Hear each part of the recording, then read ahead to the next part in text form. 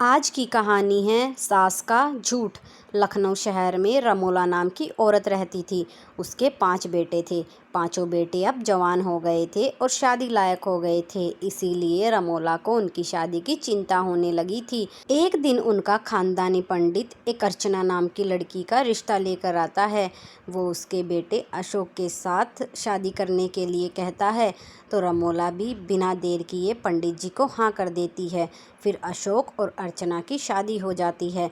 अर्चना जब ब्याह कर घर की दहलीज पर आती है तो उसकी सास खुशी से उसका स्वागत करते हुए कहती है, आओ बहू, अब तुम भी हमारे परिवार का एक अटूट हिस्सा हो।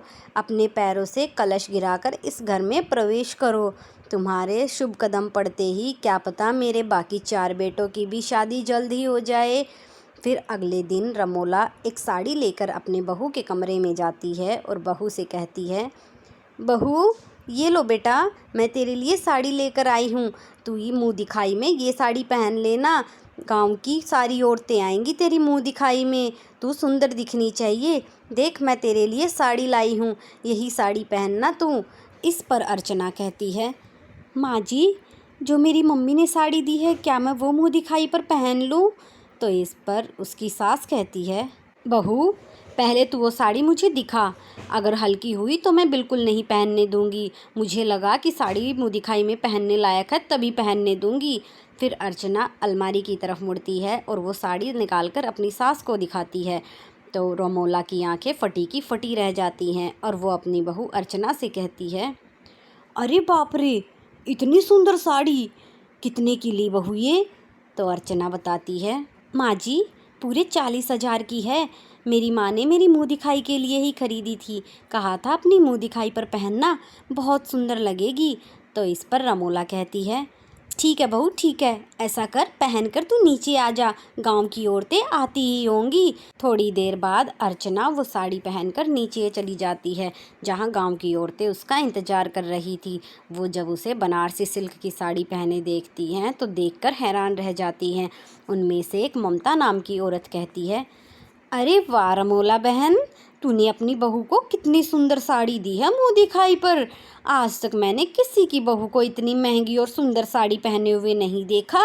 फिर उसके बाद दूसरी औरत भी कहती है, हाँ रमोला बहन, हमें नहीं पता था आपका दिल इतना बड़ा है जो आप अपनी बहू को इतनी महंगी साड़ी देंगे मुँह दिखाई पर। अर्चना सच बताने ही वाली थी, तभी रमोला उसे बीच में रोकते हुए उन औरतों से कहती है, हाँ ममता, मैंने ही दी है बहू को मुँह दिखाई पर ये साड़ी।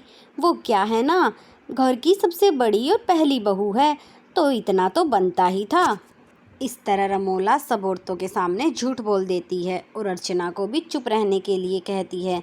बेचारी बहू चुप रह जाती है और अपनी सुंदर और महंगी साड़ी का क्रेडिट अपनी सास को दे देती है।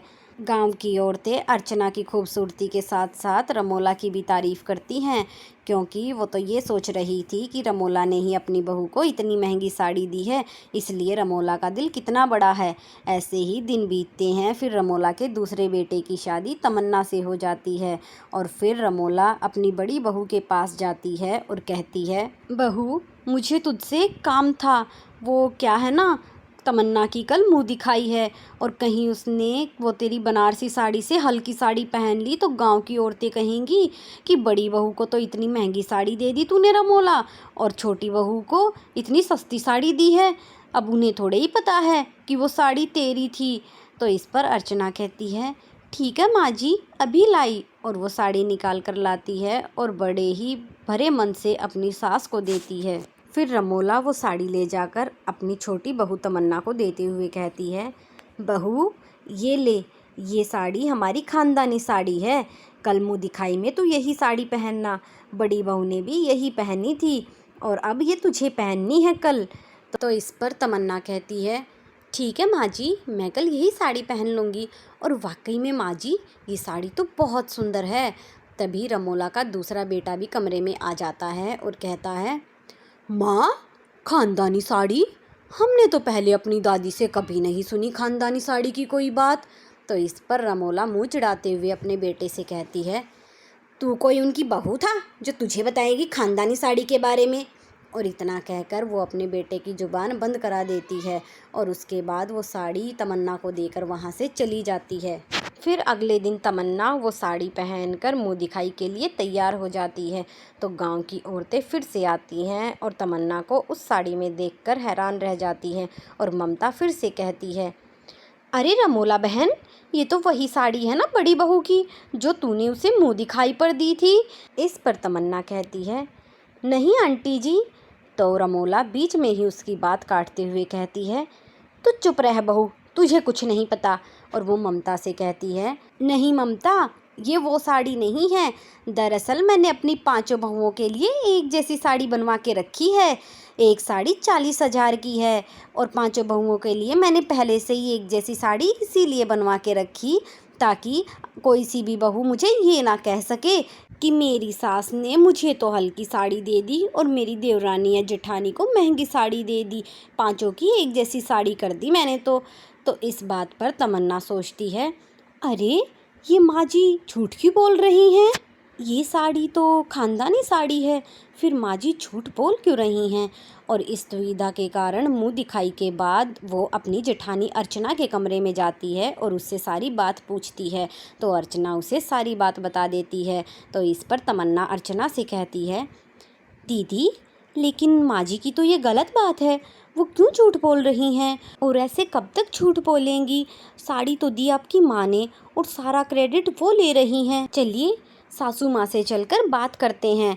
तो इस पर अर्चना कहती है, नहीं तमन्ना, हमें अपनी सास की बात का अब मान रखना ही होगा, चाहे हमारी सास ने बेशक झूठ बोला है, वरना उनकी सबके सामने बेइज्जती हो जाएगी। फिर एक दिन उनका खानदानी पंडित 3 बहनों का उसके बाकी 3 बेटों के लिए रिश्ता लेकर आता है और रमोला मना कर देती है। तभी उसके तीनों बेटे आ जाते हैं और उनमें से सबसे छोटा बेटा रमोला से कहता है, माँ, लेकिन हमें वो तीनों बहनें तीनों भाइयों को पसंद है, तो आप शादी के लिए मना क्यों कर रही हैं?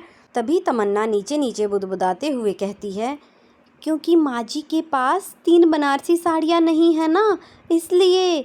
तो अर्चना तमन्ना से कहती है, तमन्ना चुप रहो, माँ जी ने सुन लिया तो बुरा मान जाएंगी। अपने तीनों बेटों की जिद के कारण रमोला को उन तीनों बहनों से शादी के लिए हाँ ही करनी पड़ती है। फिर उसके बाद उसके तीनों बेटों की शादी उन 3 बहनों से हो जाती है और वो शादी करके अपने ससुराल आती हैं। तो रमोला उनका गृह प्रवेश करा रही थी, तभी सामने वाली पड़ोसन कहती है, अरे ओ रमोला, मैं तो बेसब्री से इनकी मुंह दिखाई का इंतज़ार कर रही हूँ कि तेरी तीनों बहुएं एक साथ बनारसी साड़ियाँ पहनेंगी। और मैं तो कहती हूँ कि बनारसी साड़ी तीनों को नहीं, 5 को ही एक साथ पहना दे। क्या हो गया, पुरानी बहुओं की हम दोबारा से मुंह दिखाई कर देंगे। तो इस पर नई बहू कहती है, माँ जी, ये आंटी कौन सी बनारसी साड़ी की बात कर रही हैं?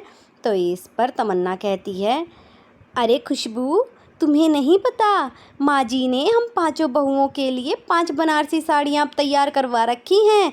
एक साड़ी 40,000 की है और कल जब तुम्हारी मुँह दिखाई होगी तो तुम तीनों को भी वही साड़ी पहननी है, बनारसी साड़ी। तो इस पर अर्चना तमन्ना से कहती है, तमन्ना, तुम सारा सच जानती हो, फिर भी ऐसी बातें कर रही हो।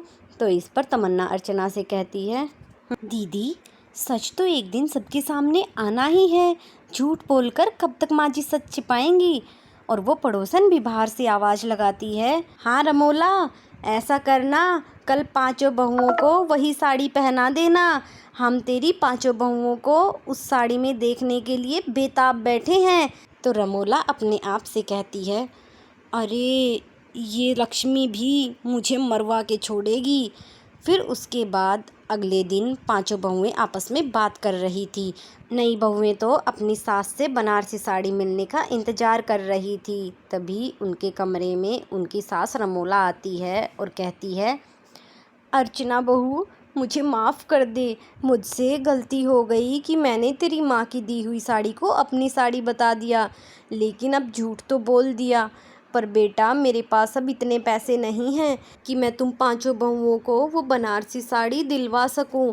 तो इस पर अर्चना कहती है, माँ जी, आप चिंता मत करिए, ऐसी नौबत आएगी ही नहीं।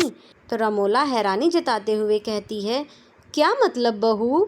तभी उसकी एक नई बहू कहती है, हाँ माँ जी, कल ही तमन्ना दीदी ने हमें सारी बात बता दी थी, इसीलिए ये बात हमने अपने अपने पतियों को बताई तो उन्होंने हमारे लिए बिल्कुल वैसी ही एक एक बनारसी साड़ी लाके हमें दे दी है। इसीलिए आप चिंता मत करिए, अब मुँह दिखाई में हम पाँचों की पाँचों वही साड़ी पहनेंगी।